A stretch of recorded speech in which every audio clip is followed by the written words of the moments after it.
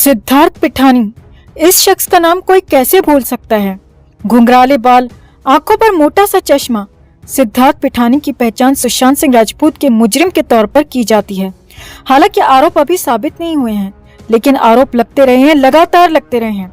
मगर उस पिठानी और आज के पिठानी में बहुत सारा अंतर आ गया है दोस्तों। जी हाँ, जेल में 1 साल रहने के बाद अच्छों की हालत खराब हो जाती है और पिठानी की भी हालत बेहद दयनीय खराब हो गई है। और इतनी दयनीय कि जब सिद्धार्थ पिठानी अपनी जमानत पर सुनवाई के लिए कोर्ट पहुंचा तो वहां मौजूद मीडिया कर्मी तक पिठानी को पहचान नहीं पाए।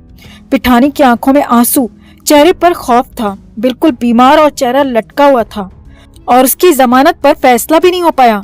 तो 1 साल में कैसी हो गई सिद्धार्थ पिठानी की हालत और पिठानी के केस में क्या चल रहा है, वो सब कुछ आपको बताते हैं। आप भी वीडियो को लाइक और शेयर कर अपना प्यार और सपोर्ट दिखाएं और पिठानी को लेकर, सुशांत के इंसाफ को लेकर कमेंट में अपनी बात, अपनी राय जरूर रखें। चैनल के साथ जुड़कर चैनल को सब्सक्राइब कर हमारी आवाज बने। तो सिद्धार्थ पिठानी मुंबई के कोर्ट में जमानत की अर्जी पर सुनवाई के लिए पहुंचा था और ये जमानत की अर्जी पिठानी की तरफ से जनवरी में लगाई गई थी, जिस पर सुनवाई का नंबर अब 6 महीने बाद आया है। इससे पहले भी कई बार जमानत को लेकर अर्जियां लगती रही हैं, मगर हर बार कोर्ट ने जमानत देने से मना किया, इनकार किया। सिद्धार्थ पिठानी को पिछले साल मई के महीने में एनसीबी की टीम ने हैदराबाद से उसके घर से गिरफ्तार किया था।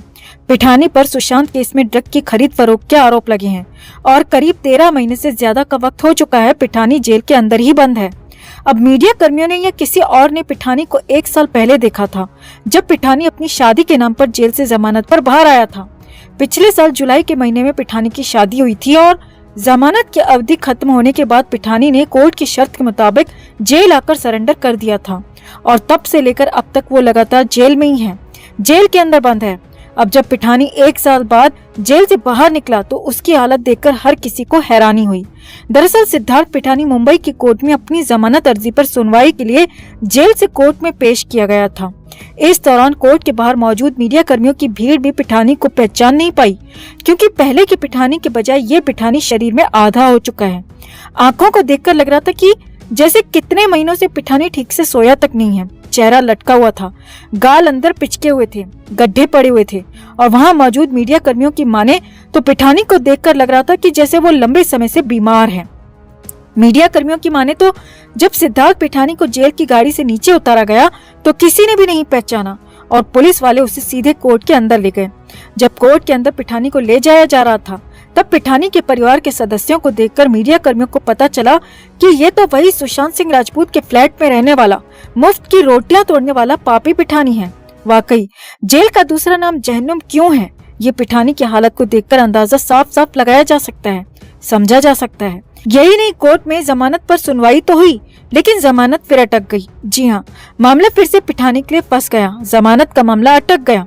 अब ये तो रही हालत की बात, जमानत की बात, मगर पिठानी के केस में, सुशांत के केस में क्या चल रहा है वो भी आपको बताते हैं। तो हाल ही में एनसीबी की तरफ से एक नई चार्जशीट कोर्ट में दाखिल की गई है और इस चार्जशीट में रिया चक्रवर्ती, शौविक चक्रवर्ती के साथ ही सिद्धार्थ पिठानी का नाम भी शामिल है।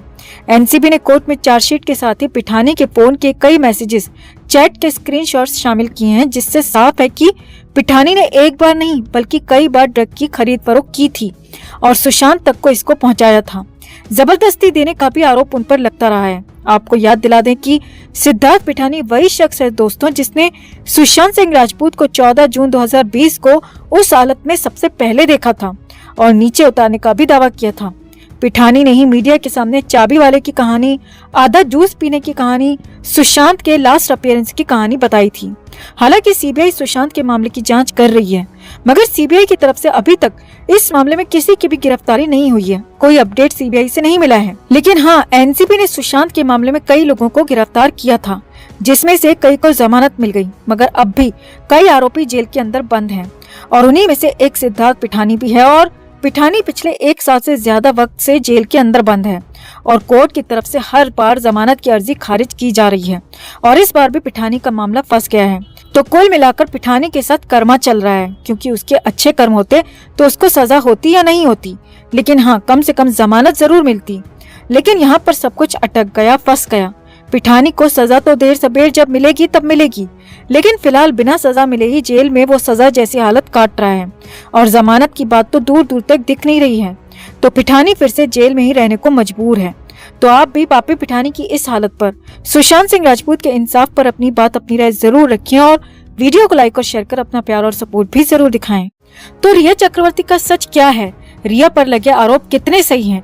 रिया ने सुशांत के साथ क्या कुछ किया? ये सब अब जल्दी बाहर आने वाला है। 12 जुलाई वो तारीख है जिस दिन सुशांत के इंसाफ की शुरुआत हो जाएगी।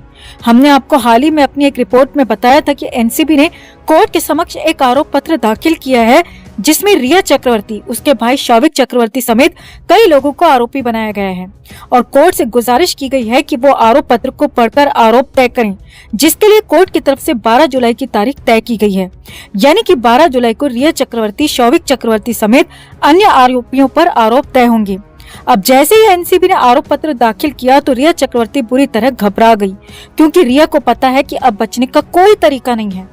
रिया पर ड्रग लेने के आरोप के साथ ही सुशांत के लिए ड्रग खरीदने और सुशांत को चोरी छिपे ड्रग देने के आरोप भी एनसीबी की चार्जशीट में शामिल हैं। तो यकीनन रिया चक्रवर्ती और शौविक चक्रवर्ती के लिए आने वाले दिनों में बहुत ज्यादा मुश्किलें बढ़ने वाली हैं। तो अब रिया चक्रवर्ती खुद को बचाए तो कैसे बचाए? न बॉलीवुड से मदद मिल रही है और न ही कहीं और से। रिया को पहले लग रहा था कि अब इस केस में कुछ नहीं होने वाला, मगर एनसीबी की लेटेस्ट चार्जशीट ने रिया शौविक को अंदर तक हिलाकर रख दिया और दोनों ही अब बचने के तरीके ढूंढ रहे हैं। तो मीडिया में आ रही रिपोर्ट्स की माने तो रिया चक्रवर्ती अपने भाई शौविक के साथ बिहार के पटना शहर जा रही है। अब बिहार जाने का रिया का मकसद क्या हो सकता है? क्योंकि रिया ना तो किसी फिल्म की शूटिंग कर रही है और न ही कोई ऐसा प्रोजेक्ट रिया के हाथ में है जिसके लिए रिया को बिहार जाने की जरूरत पड़े। अब सूत्रों की माने तो रिया चक्रवर्ती बिहार के पटना में जा सकती है और वहां से हो सकता है कि वो सुशांत सिंह राजपूत के पिता से भी मिले। सूत्रों की माने तो रिया चक्रवर्ती बेहद गोपनीय तरीके से बिहार जाने वाली है। कब और कैसे जाएगी ये भी किसी को खबर नहीं है, क्योंकि सब कुछ बहुत सीक्रेटली प्लान किया गया है। सूत्रों की माने तो रिया पटना में सुशांत के पिता से मिल सकती है और हो सकता है कि सुशांत के पिता से वो माफी भी मांगे, बात करे, मुलाकात करे और केस को वापस लेने का दबाव बनाए।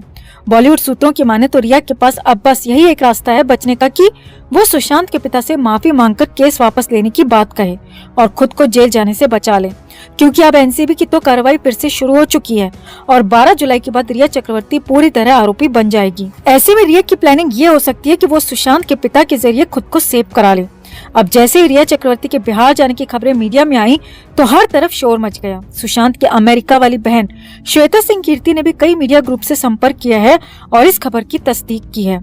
वहीं खबरों की माने तो सुशांत सिंह राजपूत की दिल्ली और फरीदाबाद वाली बहनें प्रियंका सिंह राजपूत और रानी दीदी भी अपने पिता को अपने साथ लाने की तैयारी में हैं, ताकि रिया चक्रवर्ती पिता को अकेला पाकर अपने जाल में न फंसा पाए, क्योंकि अब सुशांत के पिता की उम्र 77 साल हो चुकी है। सोचने समझने की शक्ति भी इस उम्र में कम हो जाती है और जवान बेटे को खोने का दर्द उन्हें बुरी तरह जकड़े हुए है। ऐसी स्थिति का फायदा रिया न उठा पाए, इसके लिए सुशांत की बहनें भी अलर्ट हो चुकी हैं।